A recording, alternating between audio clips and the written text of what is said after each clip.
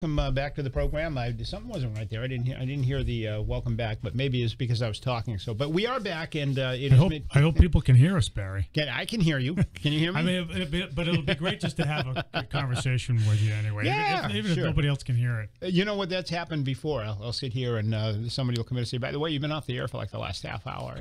Like, really? Okay. Well, I can entertain myself quite easily. So I think your sponsors might have a problem with that. Yeah, they might. So, but you know what? Even when we go off the air, you can still hear us on the app. Oh, no kidding. Yeah, okay. On the WBSM app. So that's another important reason why to get it. So for people who want to play it safe, they should turn on the radio and also open up the app. Yeah, so they're ready to just switch right over there at a moment's notice. That way you won't miss anything. So how's it going? Things are good. Yeah, we just saw you in here on Friday. Was it Friday you were here? No, because I wasn't here on Friday. Thursday, I think you came in, right? Yeah, I was off on Friday. So yeah, it had to be Thursday. I'm losing track. Yeah, so not a lot has happened since you were here last, but a couple of things have. Well, a couple of things. Yeah. A couple of things, and not the least of which is opening day for the feast tomorrow. Opening day for the feast, indeed. It's always fun to open up.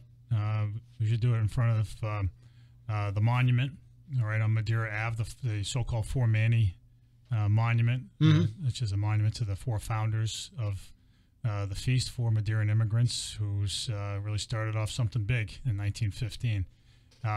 So it's always look. I mean, what's everybody within earshot is familiar with the feast, and it's a great time. And it's for those who haven't been there in a while. You should know that it's come a long way in terms of its family friendliness. It really is a good event. So I just encourage everybody to come on out, and you inevitably see people you haven't seen in a long time. Even people that passed away. I mean, they just everybody you've ever known in your life is at the feast. Kinda, yeah. There are ghosts there. Yeah, yes, ghosts. Yeah. There's all kind. Well, the Mannies are there, right? The Mannies are there. Yeah. Yeah. But no, it's fun and it's safe, and the police. These days have to address a number of contingencies. The reality these days is, we worry less about neighborhood issues around, not neighborhood issues, but crime issues in that neighborhood, and we focus really on some of the issues that have plagued large events in recent years in other places in Europe and the United States. And so, I never like to get into security details because you don't want to just sort of flag for people who are inclined to do something bad what you're doing to prevent it. But know that the police department's doing a lot of work to make it a safe event, and so I think everybody should come out with their families and have a great time. But it always is good advice, regardless of what time we're living in, to be aware of your surroundings. Yeah, you do. It's not like the days where way back when you could bring a bag into an event, or walk into an event in the middle of summer with, like baggy clothing and stuff. The police are alert to those things. And they're not going to let me wear my baggy clothing? So you can't, Barry, just sort of have your trousers hanging off of your not waist happen, like that, huh? With that kind of look. It's just not going to go. Not going to work. They're going to flag you as suspicious right off the bat. Well, they do that anyway, so. No, but look, it's just, we live in a day and age where, it's not just in New Bedford, but everywhere that where police have to be alert to threats that we couldn't have imagined 20 years ago, and but that's the reality, and we are responsible for dealing with reality. Always wind up down there on the Thursday for the opening ceremonies, and it doesn't change. I mean, it's the same thing every year. It's traditionally the same thing over and over, and you see the same people involved in that. Sometimes the governor comes down, sometimes he doesn't. Do you know if he's going to be there tomorrow night? I don't know. He joined me last year. I don't know about this year. I know he's, as a private citizen, he enjoyed the feast, and he mentioned I had a meeting with him in his office about a month ago on some port issues, and the first thing he mentioned, port wine or Port of New Bedford. Oh, okay. Port wine, but he did have port wine in mind when he said, "Hey, what about what's going on with the feast?" So yeah.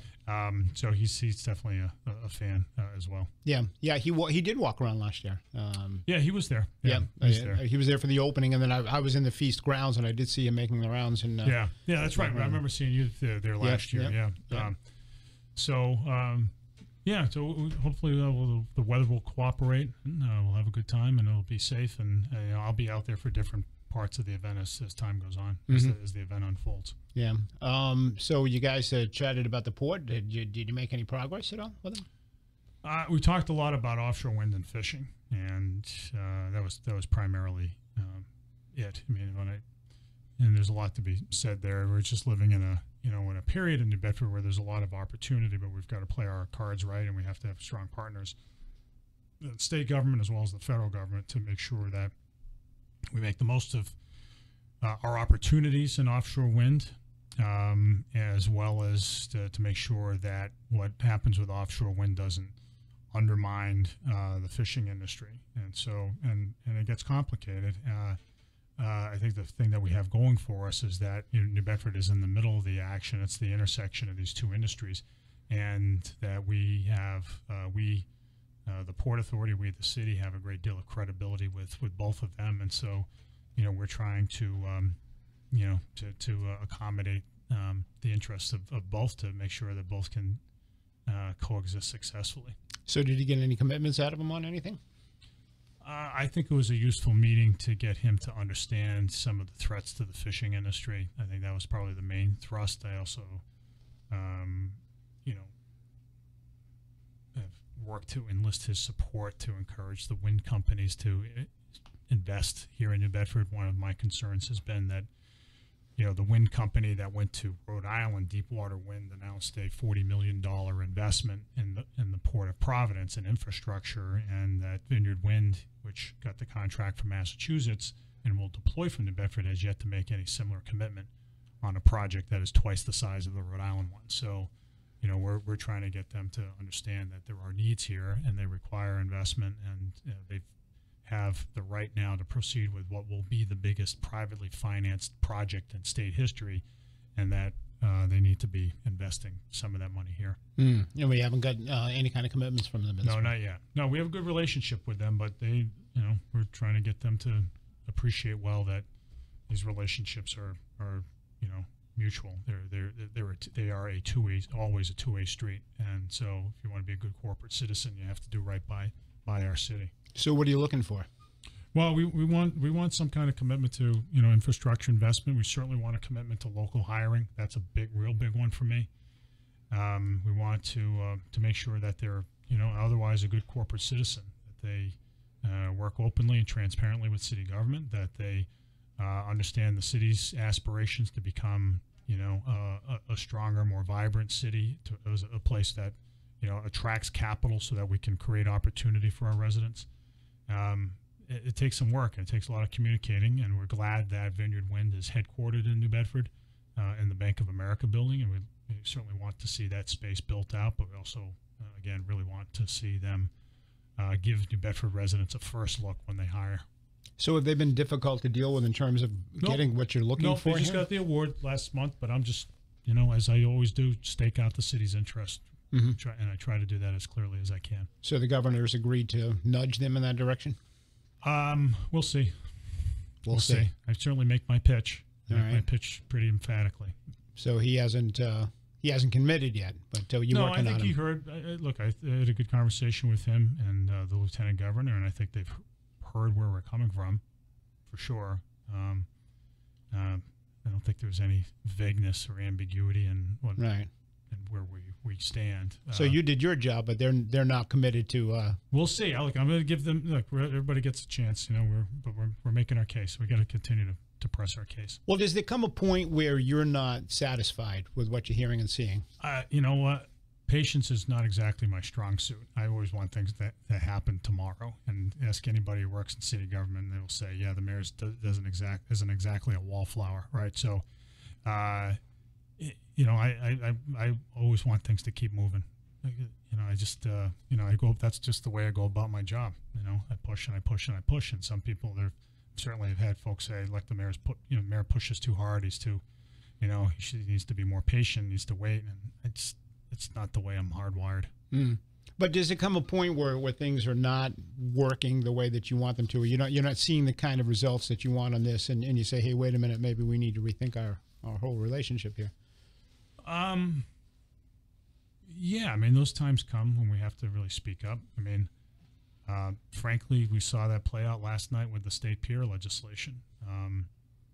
You know, there was a time when, you know, we were just talking behind the scenes saying, hey, look, can we just open things up for development on the state pier? And then it became, because it had to be a much more public engagement, let's say, or fight. And that's ultimately what it took. I mean, there are ways, look, you know, in government, you know, I mean, there are two ways of advancing your interests. One is to compromise where compromise is necessary, and the other is to overcome, right? And so when it's really important, you got to the overcoming approach is sometimes appropriate, even when, you know, it strains relationships. And so that's what it came to with the state pier.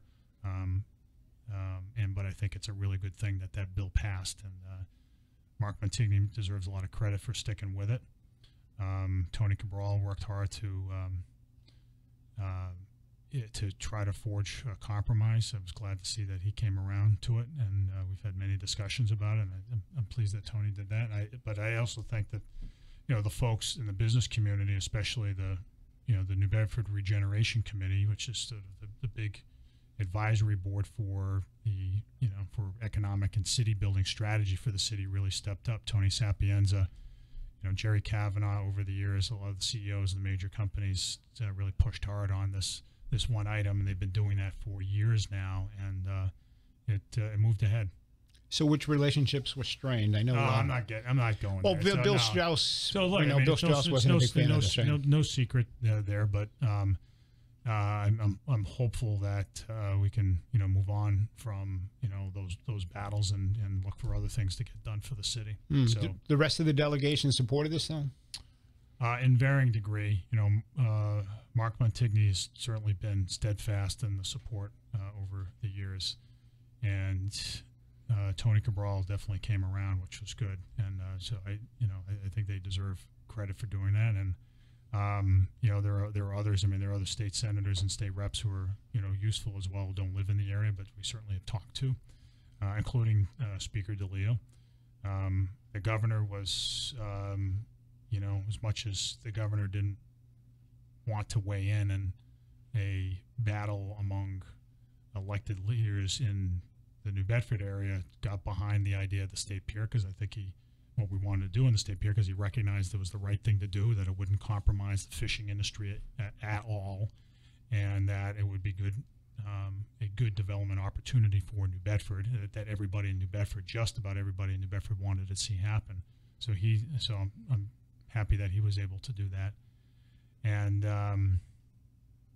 so you know, we're hopeful that we're going to be able to move on and see some good development there, and good employment and good business activity there for the city, and connecting the waterfront and the downtown. So was there a lot of division within the regional delegation, or?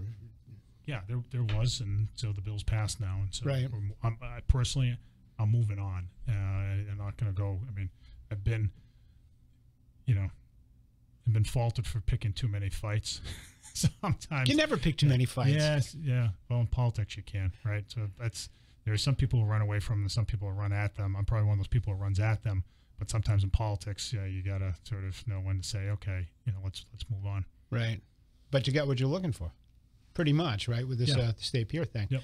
So I mean, we've talked about the details of this in the past, what you were looking for, and I mean, this is going to be quite beneficial. Modest. So it's the front section of the pier. You know, that pier is 8 acres. The front quarter of the pier, it's not, don't think of it as a quadrant, think of it as sort of 4 evenly sized slices of the pier running south to north. The front along MacArthur Boulevard is a place that where we've always said there could be some retail and restaurant development that would not in any way compromise the maritime industrial uses of the harbor. It won't. The Harbor Development Commission, the New Bedford Port Authority, as it's holding itself out as now, has to a person said, no, there's no issue here. The folks in the fishing, we haven't heard anybody in the fishing industry say, no, this is going to be a problem. Nothing, because we all know it's been vacant land for decades now, and it's sort of like, okay, what do you? we hear people say, "Oh, yeah, New Bedford has such potential." I mean, we all hear this stuff all the time, and then when you get to ask people, "So what do you mean by that?" Well, look at all the waterfront there. You could do all kinds of stuff there. Well, yeah, I mean, our waterfront is largely industrial, and it should be, because that's a source of most of the economic activity in southeastern Mass. It emanates from that port, but that's not to say that it should be exclusively industrial. We've seen, nobody has a problem with the Black Whale or the Waterfront Grill. They've been both very successful restaurants. We're trying to do a little bit more there because the potential is there to actually grow some jobs and create some opportunity and have people connect with the waterfront. So it's all very modest. The state isn't giving anything up and allowing for that. And what I hope to do is just move on from this.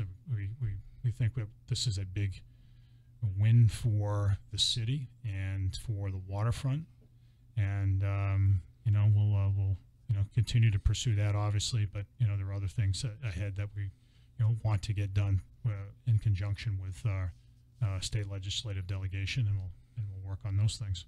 Well, this is huge, obviously, for the city and for the waterfront. But when we talk about State Pier, I think most people are probably looking at the pier itself that juts out into the water. Yeah. We're talking about the west side of that pier, but there's also land adjacent to the State Pier that we're talking about developing. Is that what I'm understanding? Or? No, it's primarily the State Pier. On the State Pier itself. Yeah. Okay. So you're looking at roughly 20% of the State Pier that might be developable for some type of retail or restaurants or whatever. Right. And that would all be along actually the west side of the pier. Okay. Right. How can anybody object to that? Well, what are the objections? I mean, I'm having a very difficult time even thinking about what folks might object to. I could see if the fishing industry came out and said, this is going to hurt us, this is going to kill us. Then you got an argument. But I mean, what were the objections to it? You'll have to take that up with. Well, I got to know who was objecting. Except we know that Strauss was, but I mean, no. I just don't know. I can't understand what people would find objectionable about that. Yeah, that's always been the question. Okay, so it's never really been clear. Answer for why they were objecting. Okay, so it's never really been clear to you what the objections were, is what you're telling me. No, it hasn't. It's never been clear to me. One of the big issues was control of that property, and DCR had controlled it for a long time. They were really doing nothing with it, and it was becoming run down and deteriorate. Right. So one of the big victories that you get is that the Mass Development will now be able to manage this property, right? Well, they have. So they have for the last year. So that was step one, to transfer the day-to-day management of the facility to Mass Development. That happened a year ago. So that was step one. Step two was to actually give Mass Development the ability to lease portions of the pier for up to 35 years. Now, the reason that's significant is that if you're a developer and you've got to go, build something, you're not going to build it unless you know that you've got it for the long haul. So you're not going to do it unless you can either buy the land or have it leased to you for a long period of time. So Mass Development didn't have that authority unless the legislature gave it that authority, and so that's essentially what that bill was last night. It gave Mass Development the authority to enter into long-term leases, so that a real estate developer could come in and say, okay, I've got this for 35 years. This means I can sink a lot of money into it and get my money, have the time to get my money back. And by the way, any bank that would lend to that developer would expect the same thing.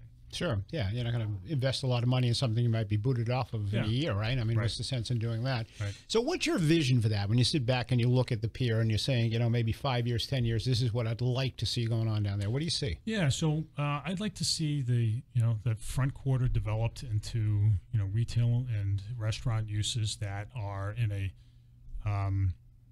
development that kind of looks like the other side of Kennedy Boulevard. We've stopped calling it Route 18. We want people to think Boulevard, right? But like 2 stories, and that buildings that hearken to New Bedford's past. And there had been in the 19th century, wooden structures there. We could think about wood or brick or but it would have that look. And then behind that, then you have all the other maritime uses. The ferry terminal stays in place, and the ferry terminal really would help make that development viable. If you think about it, we've got those ferries have in the last few years have had over 100,000 passengers. and they tend to be people with means, because if you think about it, the ferry tickets are not cheap. I forget what it is now, $56 round trip for an adult, I think it is. Whatever it is, I think it's a little bit higher than that. Yeah, so it's a lot. You get a lot of people with money from New York and the Boston area who use that terminal, and frankly, we want them to spend their money in New Bedford. But the reality has been that because you've got all that asphalt, and then you got to cross over Kennedy Boulevard, namely that is Route 18, to get to the downtown, people aren't willing to walk that far. It really gets down to, as I was quoted as saying in the paper the other day, this fundamental law of urban planning: people walk incrementally. Like, so if next time you're in another city, and you start exploring, you will hit a point where you're like, I don't feel like going any further. There's nothing to see over there, or look sketchy or whatever, or it's just a long distance. And that's when you stop, right? If there's stuff to see along the way, you keep going, right? And so what we're saying is, we're assuming is that if you build something nice there, people are going to go over, right? And plus they need to get on a ferry, so they've got to split fast. But if it's within eyesight, a short walk of the ferry terminal, they'll go. And it's kind of like, in a way, it's not dissimilar from a bar in an airport, right? You're waiting for your flight, and you go sit down and have a drink at the bar, or you go eat or whatever. And then you can see, well, they're starting to board my flight, I got to go. So there's that kind of opportunity there, it seems to me. And that's not just, look, it's hardly for just the ferry passengers. It's let me just be real clear about one thing. It'll be great for people in the city and for around Greater New Bedford to go to. It's a lot better. I mean, when you get right down to it, it's a lot better having something like that there than just an asphalt parking lot that's used 3 months out of the year. Yeah, absolutely. That's what it is now. So if we're talking about 20% usage, roughly how many businesses do you think you could fit in there? Yeah, it's hard to say. I mean, depending on the size. It's probably a couple of restaurants. There may be some other stuff. It'll still take some years to develop. It'll start in the north. I think that's what we'd like to see, so closest to the ferry terminal, and then the south side over by the Ernestina can be worked on as time goes on. And by the way, when the Ernestina comes back, we'll want to have that kind of development there. We don't want, again, just empty parking lots over by the Ernestina or any kind of industrial use there. In fact, it really isn't a viable industrial use. The only thing you could do there other than retail or restaurant development is what's there now, which is just a parking lot. With the Ernestinas. I'm trying to picture this. Now, the Ernestina is not right on State Pier, though. It is. Well, there's a gangway that runs along the south side of State Pier, but it has historically been tied, at least in the last couple of decades, to the south face of the State Pier. All right. So now that we got to wait for the governor to sign this, right? Yeah, and he'll sign it. The language that emerged was very similar to what he had submitted to the legislature originally. Okay. So how soon do you actually expect that we could start getting into the nitty-gritty in terms of the planning and getting involved with real estate people and all that? Yeah, we'd like to start on that soon. We think that, it's Mass Development's facility, and so it's going to be left up to them to move forward. But obviously, with this legislation now, there clearly is an expression on the part of the legislature that this pier should be developed consistent with the language in there. So is there anything that needs to be done to the physical structure in advance of actually going in there and start building stores? I mean, I think you had mentioned at one point the pier itself was kind of compromised in a couple of spots. Yeah, not in that area. Not in that area? So the pier is it's both a fill pier and a pile supported pier. So a fill pier means you've got, bulkhead, right? These sheet plates that are banged into the ocean floor, right, and it's all dirt filled in behind it, simply speaking.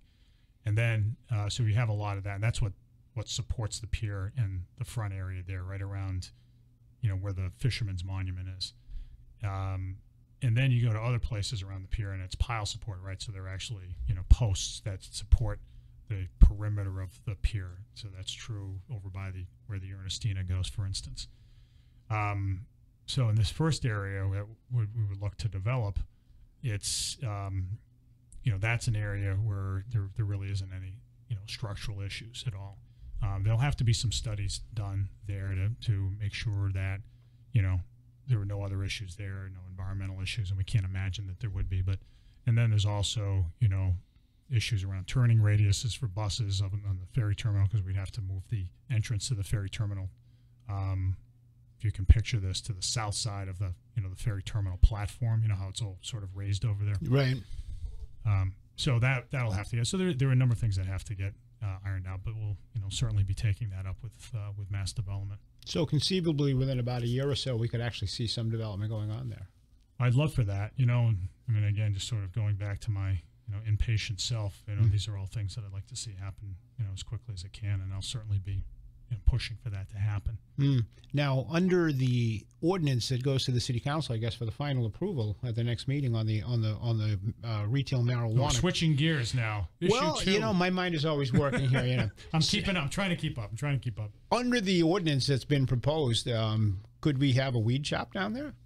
There's no. That's industrial land, right? And there's no churches nearby, no schools there. Could we have the happy bong down there too, and go in and get your cannabis while you're waiting to board the boat, or what? I don't think so. I don't think anybody's contemplating that. I think it would also, yeah. It fits within the zoning, though. I'm not sure that it does. I'll go back and look at it, but I don't know if it had occurred to anybody that we could have something like that there. But leave it to me. Well, you know what? Maybe that we have to go back and fix that. I don't know offhand. I don't know in particular. But as far as in general, that bill, and I appreciate. I'm glad we're talking about that because that was a big development this week. As that bill passed out of the City Council's Ordinance Committee, I think the City Council did a great job working with the city's department heads and crafting a bill that works for neighborhoods.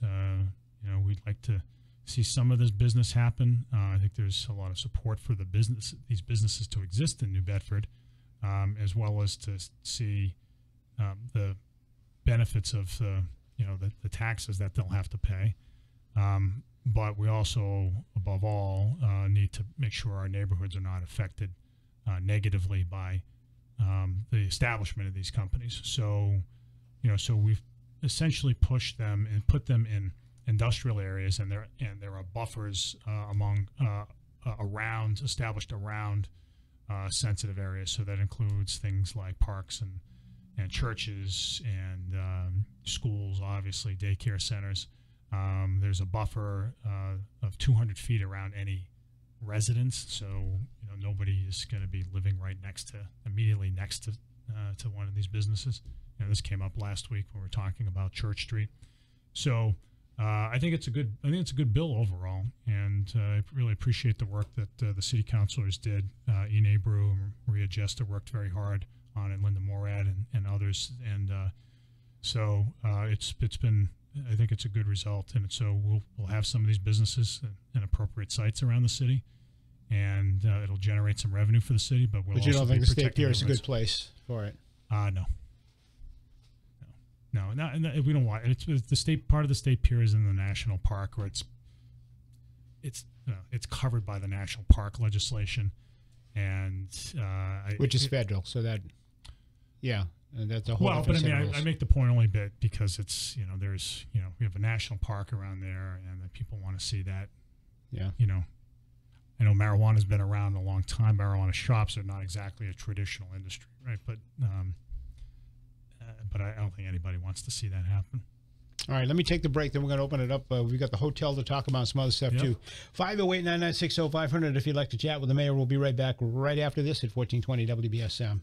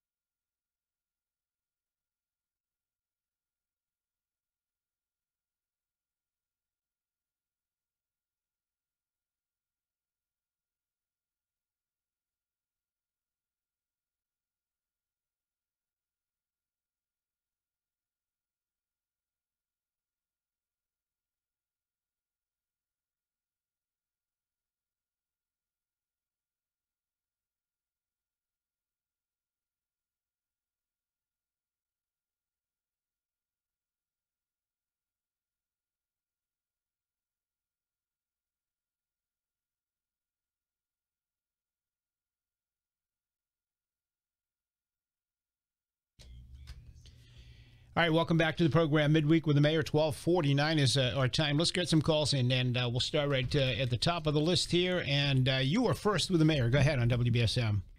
I was kind of curious on that big cooling unit that you guys just put up there, that little warehouse.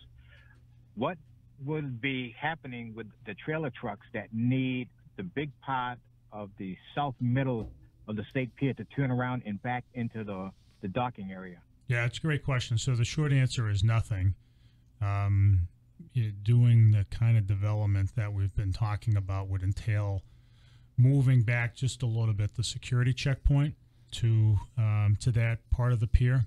So, we've taken a look at the turning radiuses of trucks to make sure that that loading dock that you're describing can still work, and it looks like that there shouldn't be a problem.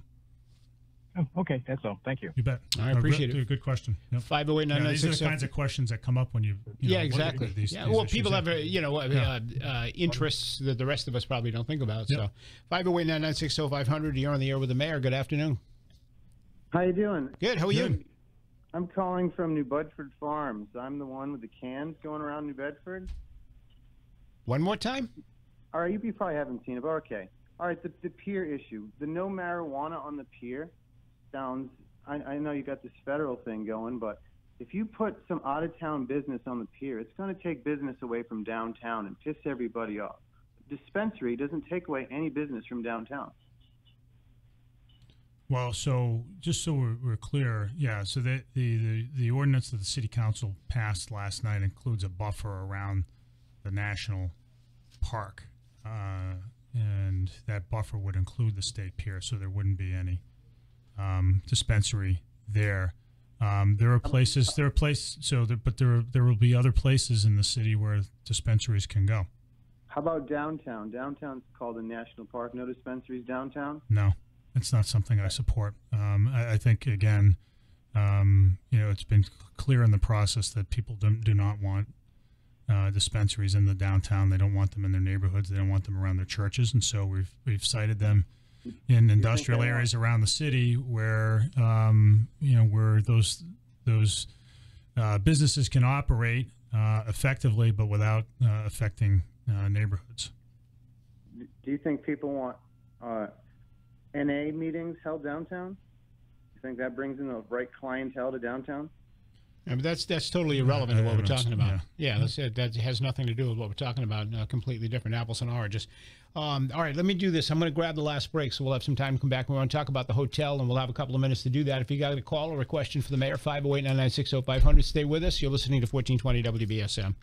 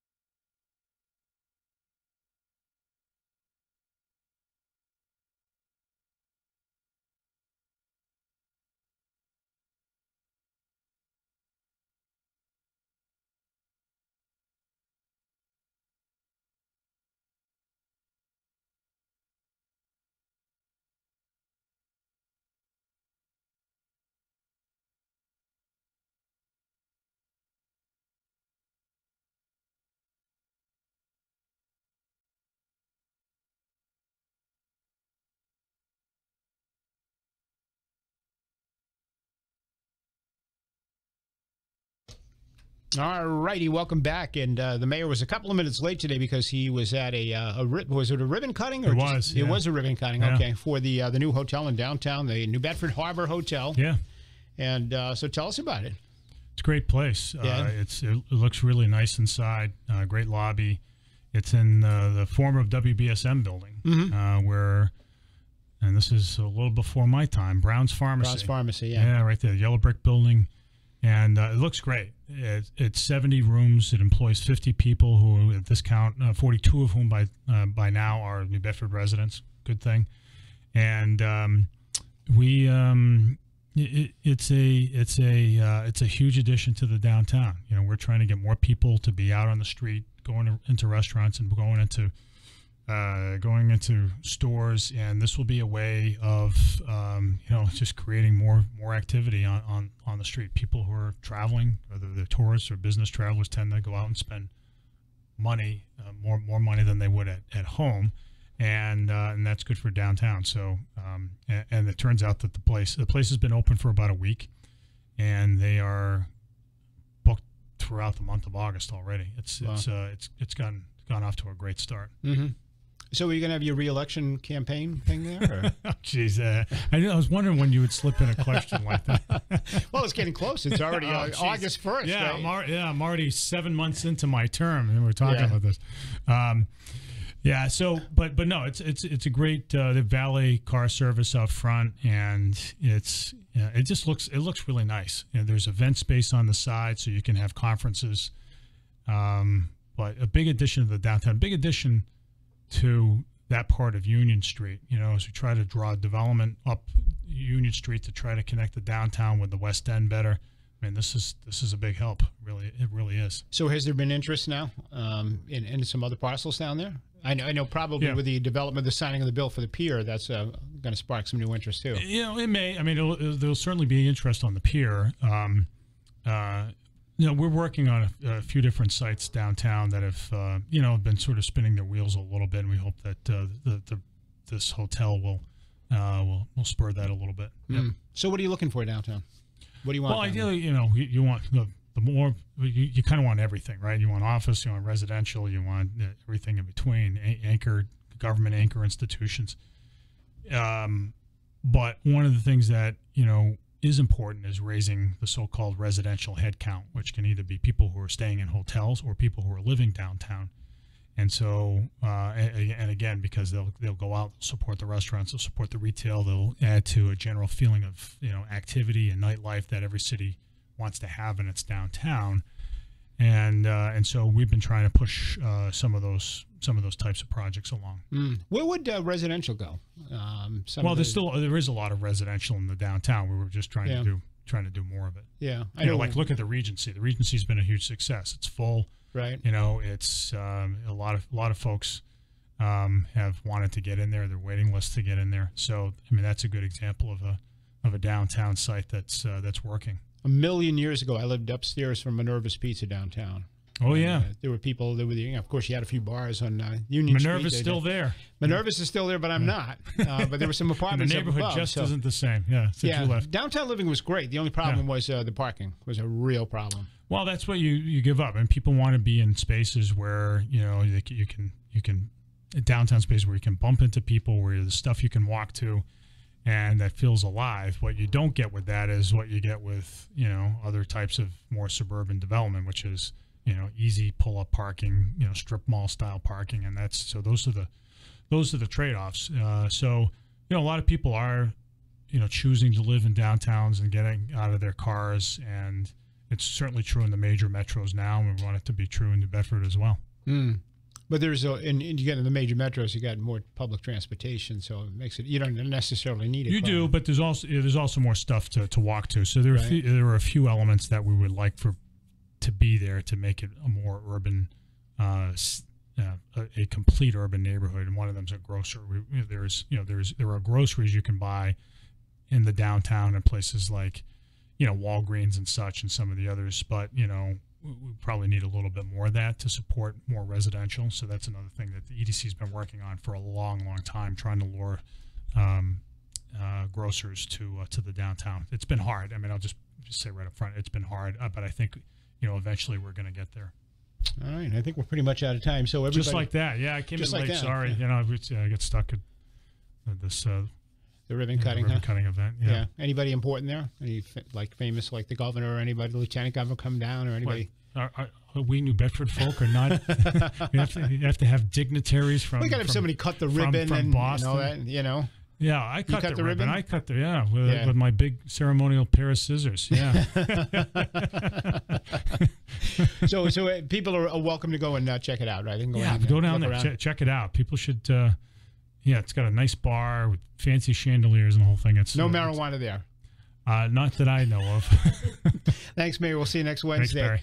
All right, we're out of time. Your calls are coming up on the other side. Got a lot of stuff to talk about. A lot of stuff we just talked about. You can comment on it. Stay tuned. News is next.